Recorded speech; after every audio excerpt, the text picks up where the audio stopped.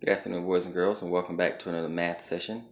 Within this math session, we'll be discussing stem and leaf plots, which is just a way to represent data in a data display. So if you think about a dot plot, that's how you, again, were able to analyze, organize, and interpret data based on how it was displayed. The same concept is for stem and leaf plots. It's just, again, going to be represented differently. Okay, a stem and leaf plot is a distribution of data. The stems represent the tens place value, and the leaves will represent the ones place value. So to the left here, we have, this is our data here, these values. If you look at those data values, they all kind of have a common stem. Not the all common stem, but a stem that is very similar for every value. Like the 20s, like 20, 21, 22, 25, 27, they all have something in common. They have the same stem in common, which again is the tens place value, which in this case would be 2's. So we're going to represent all of the numbers within the with the 2's and the tens place value within our stem and leaf plot. So we're just going to create the stem. So the stem they have in common is a 2. And again, we're aligning these from least to greatest. So I'm going to complete all of the stems first.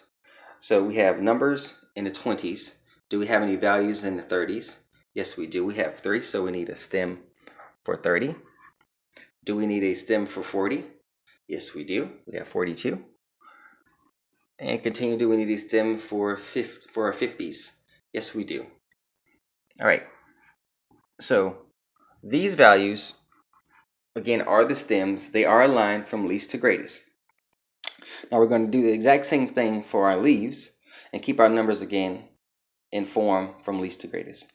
So the first value we have with a stem of 20 is 20 itself. We have two 20s. I'm going to represent that by 0, 0. We have to account for every value. We have 21, 22, 25. So 21, 22, 25. And we also have 27. 27.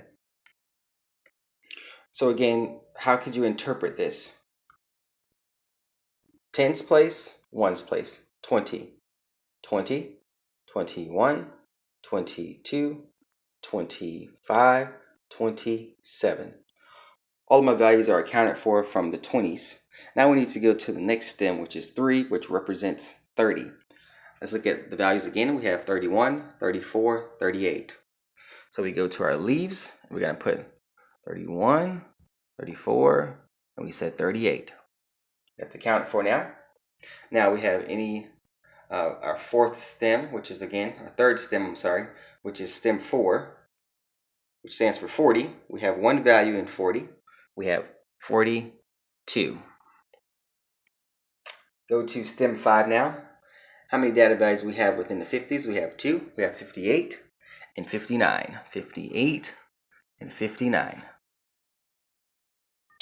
Okay, so if you look at this really and you just think of stem and leaf, make practical sense of this.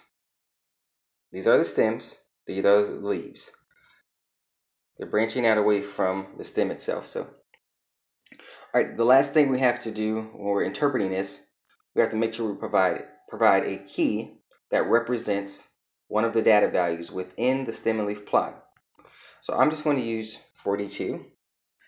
You would associate the stem, the vertical line, with also the leaf. And what does that stand for? It stands for 42. So now you will also have to, you just organize this data in an organized fashion within a stem and leaf plot. You will then have to interpret some of the data based on the stem and leaf plot as well. So again, if you have any questions, you can post it in the commenting section. Or again, you can save your questions for tomorrow, which is Monday, during the in-class independent practice. I'll see you guys. Have a good night. Bye.